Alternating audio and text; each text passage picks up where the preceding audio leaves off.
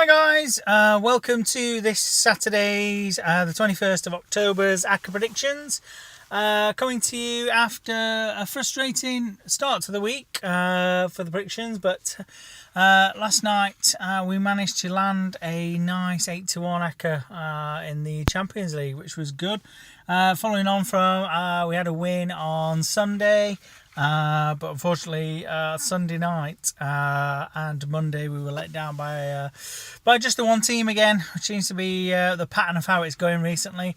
But yeah, we're well in profit for this week anyway. If you've been following all the tips, hopefully they carry on. And like I say, get on Twitter for the @FootyBet tipster if you want to see more of the tips during the week that aren't making the YouTube videos at the moment in time.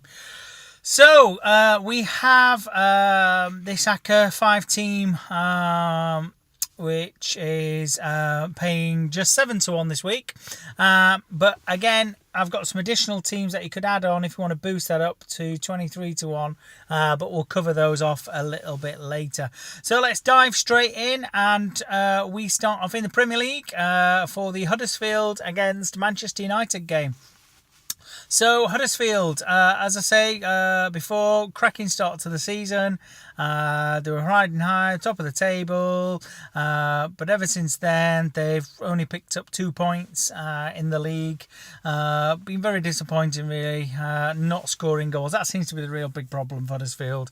I know we've mentioned it before, but what they're starting to do now is they're starting to concede as well, which is, as we know, a bit of a recipe for disaster.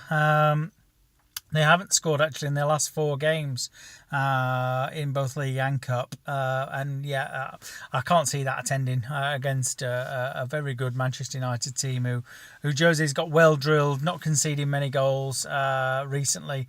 I think that's might be three clean sheets in a row in the league. Another one against Benfica last night as well. But, you know...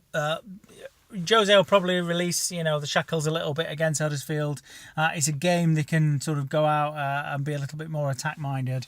And yeah, I think with the players that they've got, I'm expecting him to, maybe change the team up a little bit from the other night. But at the end of the day, he'll be bringing in players such as Mata, Martial, etc. So they're not going to be weakened too much, if at all. Still expect Lukaku to be leading the line. And yeah, the team's just got plenty of goals in it, plenty of pace on the counter if Huddersfield decide to sort of try and impose themselves on the game. So yeah, we're going for an easy Manchester United win away at Huddersfield. So second game is the other Manchester club is Man City at home against Burnley. So City are absolutely on fire at the moment in time.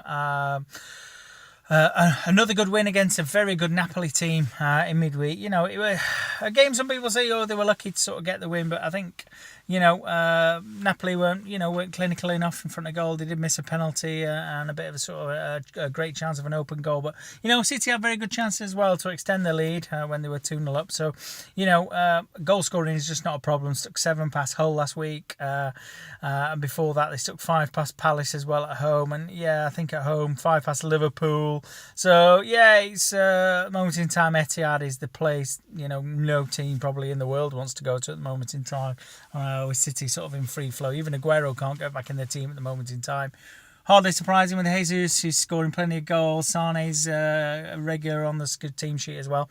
Who knows what team they'll play? Maybe he'll rotate it a little bit. Maybe players like Bernardo Silva will come in. Maybe Aguero will come back in as well. But hey, if you're bringing in world-class players, it's not going to weaken you too much, is it? Now, Burnley, Burnley, a team that don't get turned over very easy. They haven't. I think they've only lost once so far in the league this season, which was at home against West Brom, and the games have all been very, very tight. But if you look at the teams that they have played sort of in the last 3, Huddersfield, Everton, were not in good form at all, and a West Ham team. They've got 2 draws and a win here out of that, but only 3 goals in those 3 games in the entirety. That's, scored and conceded. So not many goals scored by Burnley at the moment in time. Relying a lot on their new signing, Chris Wood, who obviously came in the transfer window. But yeah, going to Manchester City, I can't see them having enough to resist City from scoring at least 2 or 3 goals, and I can't see Burnley getting no more than 1 if that. City have really tightened up defensively as well. I suppose because having so much of the ball, the opposition isn't really getting that much chance to attack at this moment in time. So yeah, we're going to go with a City home win in that one. So for the next game, we drop down into the Championship. This one sees us taking Barnsley against Hull City. Now, for this bet, we've gone with both teams to score. This is going to be a very, very open and attacking game. Barnsley's games always are. Paul Heckingbottom has his teams. He likes to set up, play a very sort of attacking, fluid sort of style. And that's one thing Barnsley do well. They score plenty of goals. They've scored in their last 4 games. I think they've scored roughly about 7 or 8 goals in their last 4 games. So they're averaging nearly sort of 2 goals a game against teams like Middlesbrough and Wolverhampton Wanderers as well. And they're 2 teams who are expected again to be at the right end of the table. So again, with Barnsley being at home, I'm fully expecting them to at least get on the score sheet. Hull City really up and down at the moment in time, can see plenty of goals, but they're always very capable of scoring as well. The last time they drew a blank was 7 games ago away from home against Derby. And since then, they've scored in every single game, including sticking 6 past Birmingham City in their sort of only win in that period. And I think with Barnes' sort of fragilities at the back, and as I say, with Hull City's quality going forward, not so much defensively, I can't see this one not ending in sort of in both teams sort of score. So that's the next tip for us. We drop down to League One for the next one, which is Bradford City against Charlton. Now, Bradford City up until recently were winning games pretty comfortably, but they've had a few sort of slip-ups, conceding goals where they weren't at the start of the season. 3 against Bury, 3 against Fleetwood. Again, Oldham scored against them and got a point. So at the moment in time, probably not worth tipping Bradford to win, but certainly they haven't sort of failed to score in many games this season. I think it's actually only 2 so far out of about 15 games, and I'm fully expecting them to get on the score sheet against Charlton. Charlton, again, a team who don't keep many clean sheets, but do score their sort of fair amount of goals as well.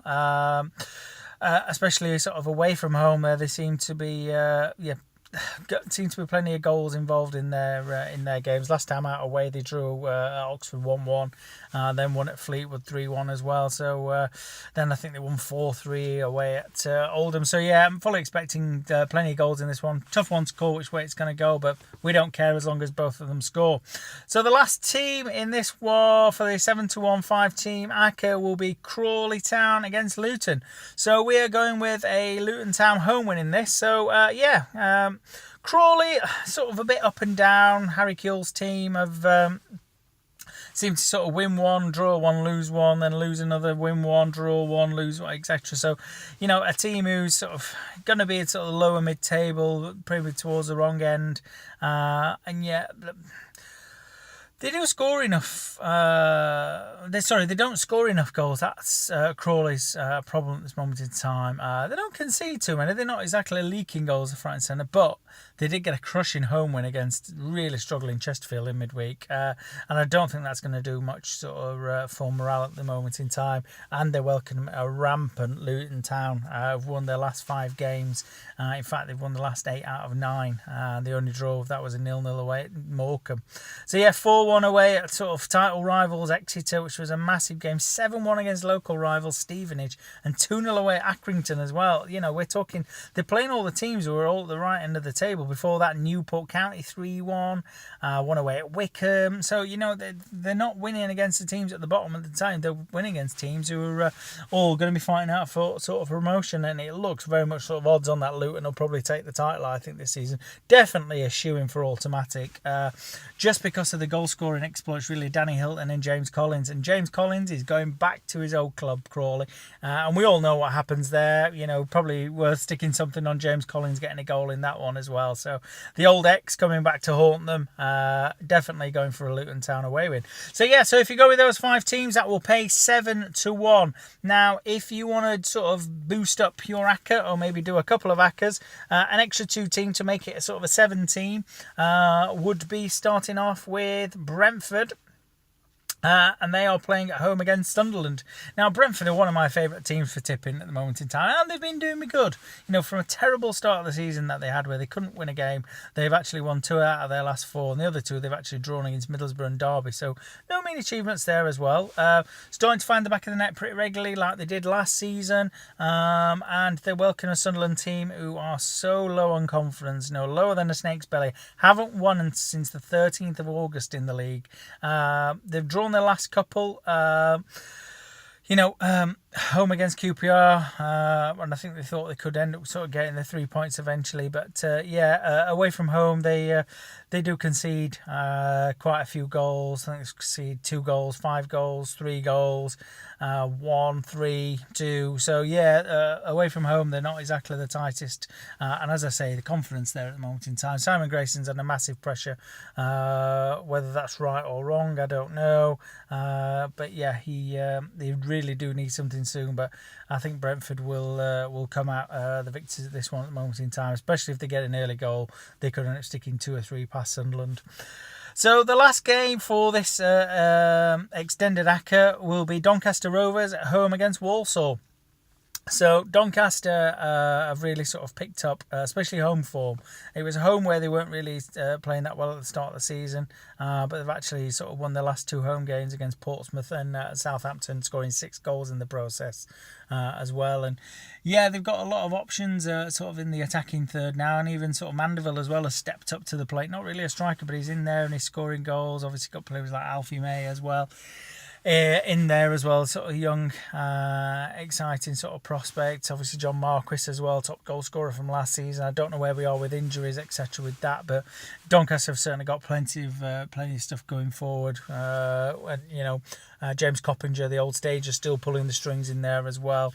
They wake up sort of a Walsall team who, pretty in and out at the moment in time. Haven't won for about a month. I think 6 games since their last win.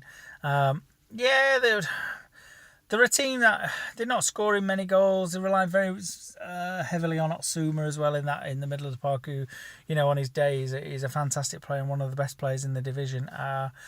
Travelling to sort of a Doncaster team who are scoring on average 2 or 3 goals at home recently, and Walsall are only sort of averaging a goal or so. I'm fully expecting Doncaster to sort of turn on the style and sort of get a win here. So that is this week's ACCA predictions. As I say, that one pays 23 to 1. So please leave your comments and your likes, etc. For the video. Plenty more to come. I'm going to start adding more and more content to this channel as well. More and more sort of previews of games coming forward. Not necessarily always about sort of ACCAs and stuff, maybe individual bets, previews, etc. So look out for that. Start sharing the channel around because things will start growing, etc. And as I say, get on that Twitter page as well at FootyBetTipster. You'll see us on the next one. Thanks a lot. Bye.